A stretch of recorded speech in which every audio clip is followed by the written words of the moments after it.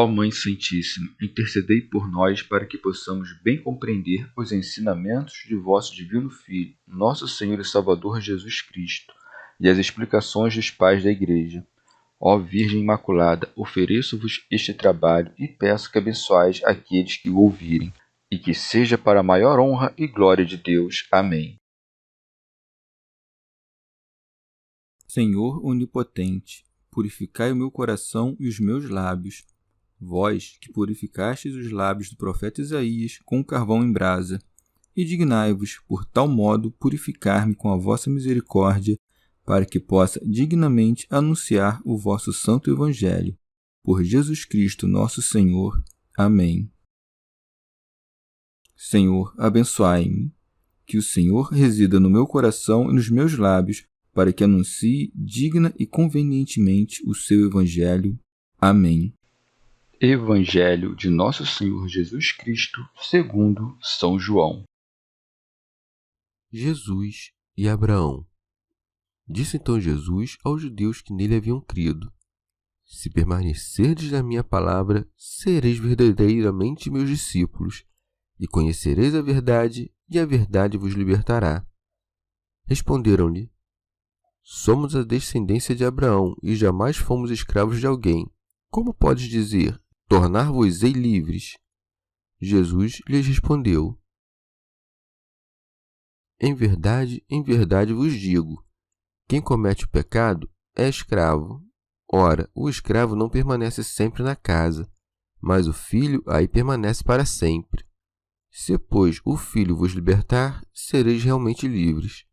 Sei que sois a descendência de Abraão, mas procurais matar-me, porque minha palavra não penetra em vós.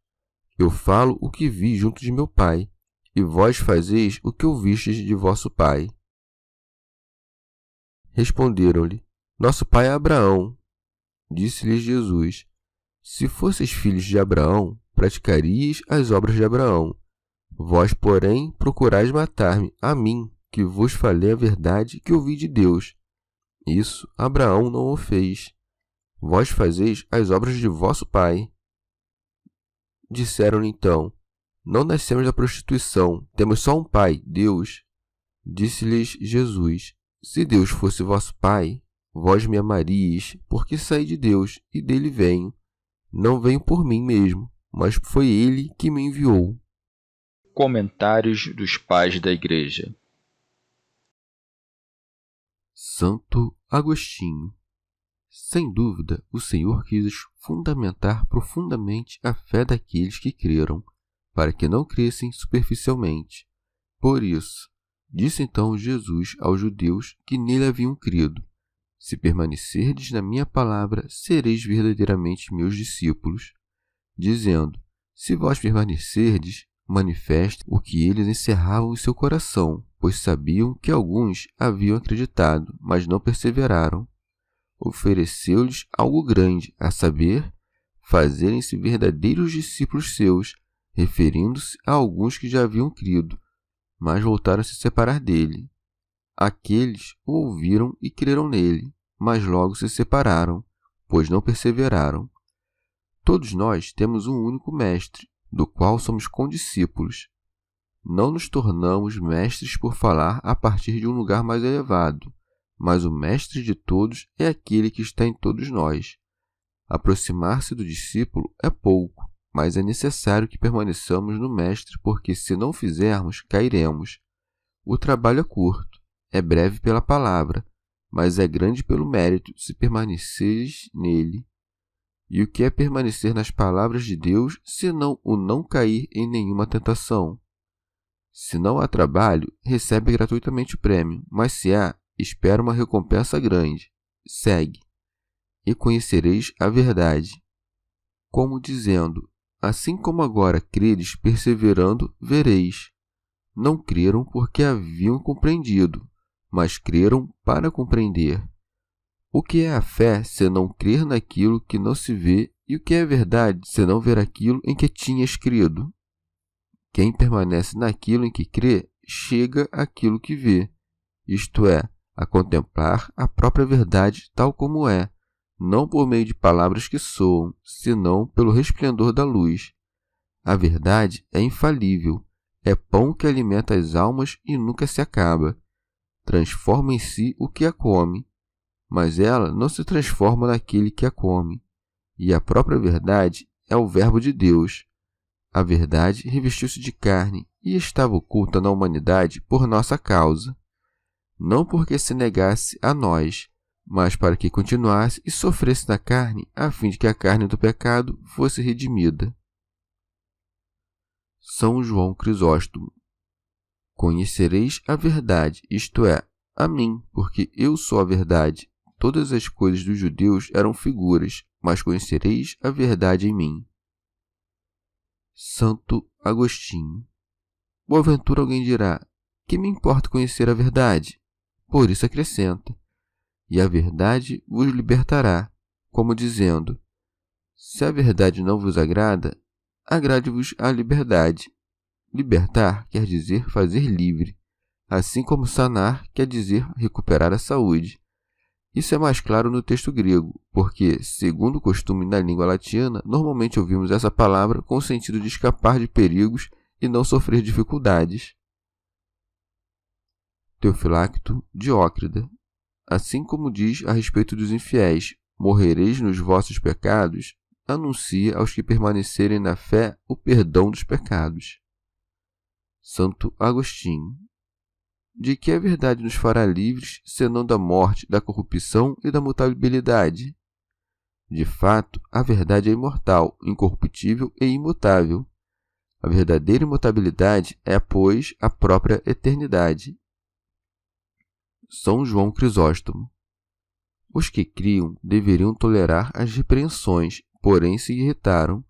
Convinha que se desgostassem a princípio, e era mais conveniente que se perturbassem quando o Senhor disse: e conhecereis a verdade, para que respondessem: logo, agora não conhecemos a verdade, e, portanto, a lei é mentira, como também o nosso modo de conhecer.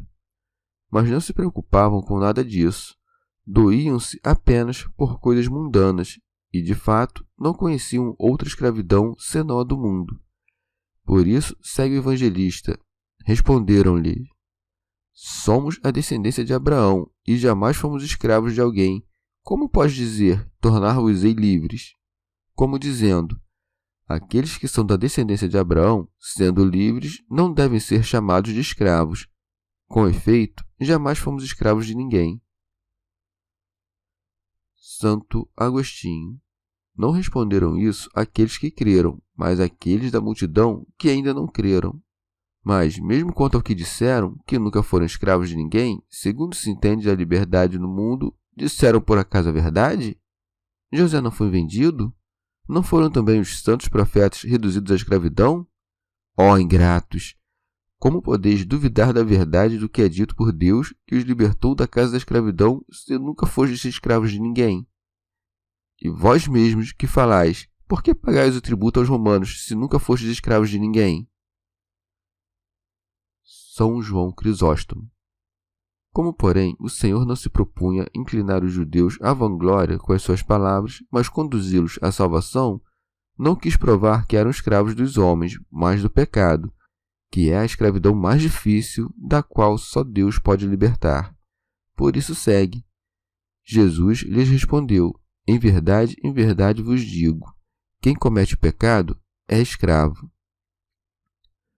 Santo Agostinho.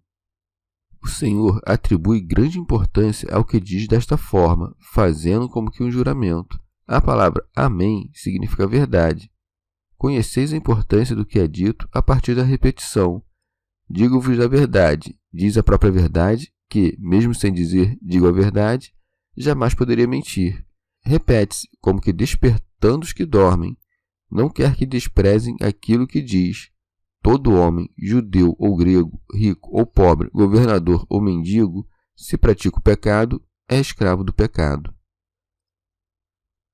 São Gregório Magno. Quem se deixa levar pelo mau desejo, submete ao senhorio da iniquidade a cerviz livre do seu espírito. Opomos-nos a esse senhor quando lutamos contra a iniquidade que nos aprisionou. Quando resistimos com violência ao hábito, quando fustigamos o pecado pela penitência, quando lavamos as manchas da sordidez derramando lágrimas. Quanto mais livres são alguns para praticar o mal que querem, tanto maior é a submissão à escravidão. Santo Agostinho. Ó miserável escravidão, quem vive como escravo de outro homem, cansando-se do pesado jugo que seu amo lhe impõe, descansa ele fugindo. O escravo do pecado, porém, para onde fugirá? Leva o seu amo sempre consigo para qualquer parte que fuja, pois o pecado que cometeu é interior. A paixão cessa, mas o pecado não passa. Acaba-se o que deleita, mas subsiste o que compunge. Unicamente pode nos livrar do pecado aquele que veio sem pecado e se converteu em sacrifício para destruir o pecado. Prossegue. Ora, o escravo não permanece sempre na casa. A igreja é a casa, o escravo é o pecador. Muitos pecadores entram na igreja. O Senhor não disse, o escravo está na casa, mas não fica para sempre na casa. Se nenhum escravo estará lá, quem estará? Quem se gloriará de estar livre do pecado? Muito nos assustou com essas palavras, porém acrescentou, mas o filho aí permanece para sempre. Logo, somente Cristo estará sempre na casa. Porventura, quando falou do filho, não se referiu tanto à cabeça como ao corpo? Logo, não assustou sem razão, mas deu esperança. Assustou-nos para que não amássemos o pecado. Deu esperança para que não desacreditemos no perdão do pecado. Por essa razão, nossa esperança consiste em confiar em ser livres por aquele que já é livre. Ele deu como preço de nosso resgate não dinheiro, mas o seu sangue, e por nossa causa acrescenta: se, pois, o Filho vos libertar, sereis realmente livres. Não livres dos bárbaros, mas do diabo, não do cativeiro do corpo, mas da iniquidade da alma. O primeiro grau da liberdade está em não ter pecados, mas esta primeira liberdade é a liberdade perfeita, porque a carne se levanta contra o espírito e, assim, não fazeis o que quereis. A liberdade plena e perfeita somente existirá quando não houver inimizade alguma, quando a última inimiga, a morte, for destruída. Os judeus haviam dito que eram livres, porque descendiam de Abraão, e o evangelista relata o que o Senhor lhes respondeu a esse respeito. Sei que sois a descendência de Abraão, como dizendo, vejo que sois filhos de Abraão, mas somente quanto à carne, não quanto ao coração, por isso acrescenta, mas procurais matar-me. São João Crisóstomo. Acrescentou isso para que não pudessem dizer que não tinham pecado. Então, deixando de repreender a vida que levavam, tratou unicamente do mais próximo e do que se propunham a fazer. Exclui-os pouco a pouco daquela linhagem, ensinando-os com isso a ser humildes. Pois, assim como a liberdade e a escravidão obtêm-se por meio das ações, assim também o parentesco. Para que não dissessem, fazemos isso com justiça, acrescentou a causa que os movia, dizendo, porque a minha palavra não penetra em vós. Santo Agostinho. Isto é, não deita raízes em vossa alma, porque o vosso coração não a recebe. A palavra de Deus está para os fiéis como um anzol para o peixe. Quando o peixe a apanha, então é que é apanhado. E nenhum dano causa àqueles que são apanhados. São apanhados para a sua salvação, não para a perdição. São João Crisóstomo. E não diz, não penetrais a minha palavra, mas a minha palavra não penetra em vós, dando a conhecer a elevação de seus ensinamentos. Contudo, poderiam dizer, qual a justiça de tua resposta se falas por ti mesmo? Por isso o Senhor acrescenta, eu falo o que vi junto de meu Pai, como dizendo, não tenho, com efeito, somente a mesma natureza do Pai, mas também a sua mesma verdade. Santo Agostinho. O Senhor quer que se compreenda que o seu Pai é Deus, como dizendo, vi a verdade e falo a verdade, porque sou a verdade. Se o Senhor prega a verdade que viu diante do Pai, viu a si e prega a si, pois ele é a verdade do Pai. Orígenes. Este texto prova que o Salvador via tudo aquilo que estava diante do Pai, enquanto os homens aos quais é feita a revelação não veem por si mesmos. Teofilacto Diócrida. Quando ouves, digo o que vi, compreende que o Senhor não se refere à visão corporal, mas a um conhecimento natural, verdadeiro e certo, como dizendo, assim como os olhos que veem, contemplam por inteiro e verdadeiramente, sem se enganar, assim também eu sou veraz quando falo daquilo que conheci de meu Pai. Prossegue. E vós fazeis o que ouvistes do vosso pai. Orígenes. Não nomei ainda o pai daqueles homens. Pouco acima mencionou Abraão, porém depois dirá que o outro é o seu pai, a saber, o diabo, de quem eram filhos, não enquanto homens, mas enquanto maus. O Senhor, portanto, condena e repreende o mal que praticam. Eles não podiam suportar que o Senhor prolongasse essa discussão, porque pretendiam ser os filhos daquele que Deus declarou ser o pai de um grande número de nações. Por isso segue. Responderam-lhe, nosso pai é Abraão. Santo Agostinho, como dizendo, o que dirás contra Abraão? Parecem provocá-lo para que dissesse algo de mal a respeito de Abraão, e lhes desse assim ocasião de fazer o que se propunham. Orígenes. Mas o Salvador diz que até isso é falso, por isso é dito, se fosses filhos de Abraão, disse-lhe Jesus, praticarias as obras de Abraão. Santo Agostinho. No entanto, disse acima, sei que sois filhos de Abraão. Não negava, portanto, a sua origem, porém condenava as suas obras. A sua carne procedia de Abraão, mas a sua vida, não. Orígenes. Também pode-se dizer o que diz o texto grego. Sei que sois da descendência de Abraão. Mas, para que se veja isso, vejamos em primeiro lugar a diferença entre a descendência corporal e o modo de agir do filho. É bem sabido que a descendência leva consigo as disposições daquele de quem procede, cujas propriedades continuam e sustentam. O filho, mesmo depois de gerado pela união do homem e da mulher, mesmo depois de se alimentar com substâncias estranhas, conserva a semelhança de quem o gerou. Quanto ao corpo, o pai subsiste no filho pela geração, mas, se o filho não leva em si algo da natureza do pai, não se pode dizer em absoluto que é seu filho. Como os filhos de Abraão são reconhecidos por suas obras, deve-se cuidar para que não se pense que procedem de outros princípios infundidos em algumas almas pelas quais conheceríamos que são filhos de Abraão. Por isso, não se deve pensar que todos os homens descendem de Abraão, porque nem todos têm o mesmo modo de pensar fixo em suas almas. Convém, pois, que aquele que descende de Abraão se faça seu filho pela semelhança, e é possível que destrua por sua negligência ou desídia o que há em si do seu princípio. Aqueles a quem o Senhor se dirigia ainda viviam com esperança, e Jesus sabia que aqueles que ainda eram filhos de Abraão, segundo a carne, não tinham perdido a esperança de se fazerem verdadeiros filhos de Abraão. E assim lhes diz o Salvador, se sois filhos de Abraão, fazei as obras de Abraão, pois se além de serem filhos de Abraão, houvessem acrescentado a sua grande fé, teriam abraçado a doutrina do Salvador.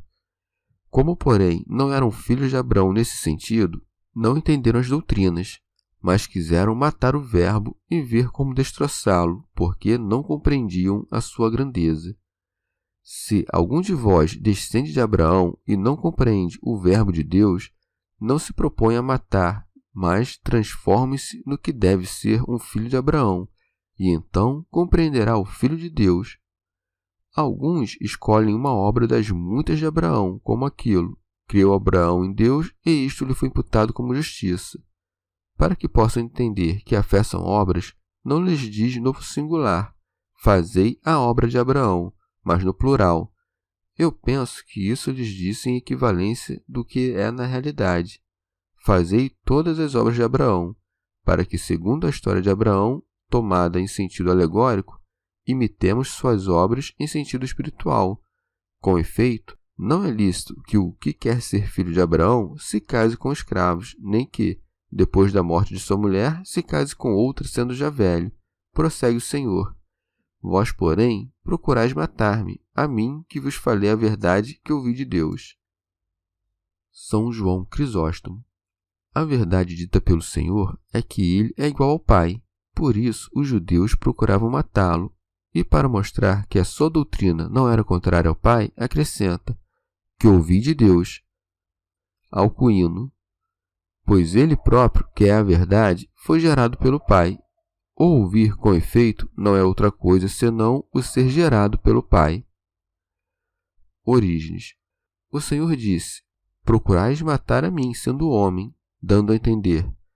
Não digo filho de Deus, nem verbo, pois o verbo não pode morrer.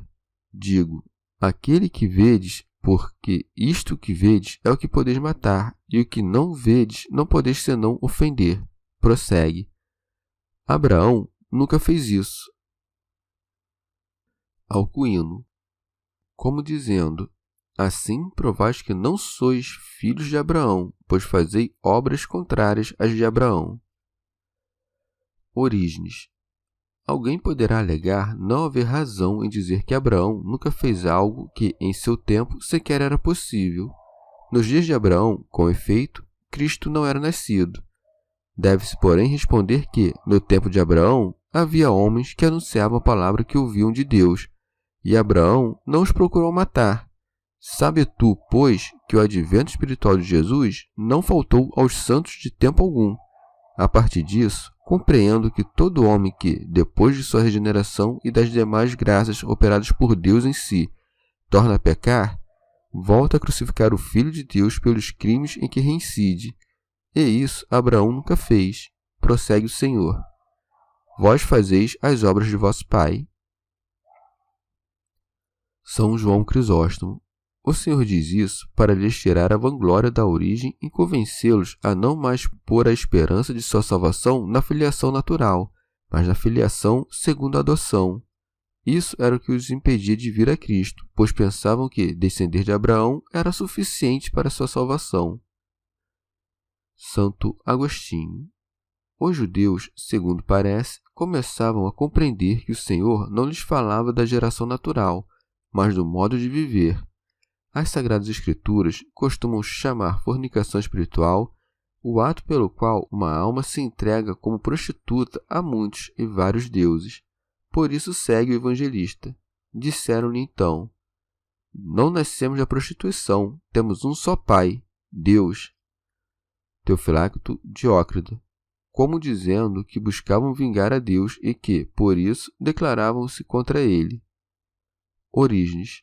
Acusados de não serem filhos de Abraão, respondem violentamente, insinuando que o Salvador teria sido fruto de adultério. A mim, contudo, parece-me que essa resposta foi antes em tom de disputa.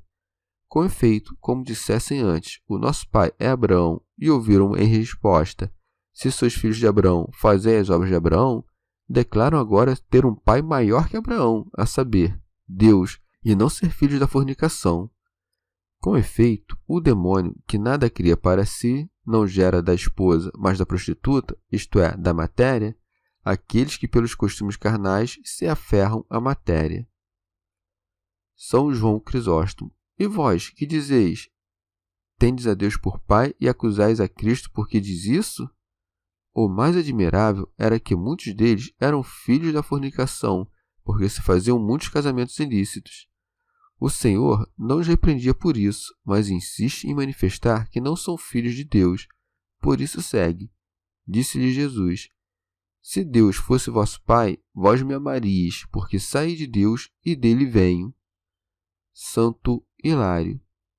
O Filho de Deus não desaprova que tomem o nome religioso aqueles que se chamam a si mesmos filhos de Deus e dizem que Deus é seu Pai, mas repreende a temerária usurpação dos judeus que presumiam ter a Deus por Pai quando não o amavam. Não é o mesmo dizer que alguém existe porque saiu do Pai e dizer que vem do Pai. Mas como diz que o devem amar aqueles que afirmam ter a Deus por Pai, porque saiu dele, explicou que a razão do amor estava na geração. Diz que saiu de Deus para indicar o nascimento incorpóreo, pois a fé que permite confessar a Deus como Pai é merecida com o amor a Cristo, que foi gerado dele. Não pode ser bom diante de Deus Pai quem não ama o Filho, porque a causa do amor ao Filho não é outra, senão que o Filho veio do Pai. Logo, o Filho é do Pai, não por ter vindo ao mundo, mas por ter sido gerado por ele. Assim, todo amor poderá se dirigir ao Pai, caso se acredite que o Filho é dele. Santo Agostinho. O Verbo sai do Pai por sua procissão eterna, porque sai dele enquanto o Verbo do Pai e vem a nós, porque o Verbo se fez carne. A sua vinda é a sua humanidade, a sua permanência é a sua divindade. Dizeis que Deus é o vosso Pai, reconhecei-me a mim, ao menos como vosso irmão. Santo Hilário. O Senhor ensina-nos que não tem origem em si mesmo, quando acrescenta: não venho por mim mesmo, mas por ele que me enviou. Orígenes. Julgo que disse isso porque alguns vinham por si mesmos e não eram enviados pelo Pai. Quanto a isso, é dito por Jeremias: eu não enviava esses profetas, e eles corriam, não lhes dizia nada, e eles profetizavam. E como alguns usam esta passagem em apoio à existência das duas naturezas, deve-se dizer contra eles que São Paulo, quando perseguia a Igreja de Deus, odiava Jesus, razão pela qual o Senhor lhe disse: por que me persegues? Se é verdade o que aqui é dito, se Deus fosse vosso Pai, certamente me amarias, também o inverso será verdade. Se não me amais, certamente Deus não é vosso Pai. Paulo, a princípio, não amava Jesus. Houve, portanto, um tempo em que Deus não era pai de Paulo. Portanto, Paulo não foi filho de Deus por natureza, mas foi feito filho de Deus mais tarde. Com efeito, quando Deus se torna pai de alguém, senão quando ele observa os seus mandamentos? Chegamos ao fim de mais um dia de comentários da Catena Áurea. Muito obrigado por ficarem até aqui, que Nossa Senhora derrame suas graças sobre nós e até amanhã.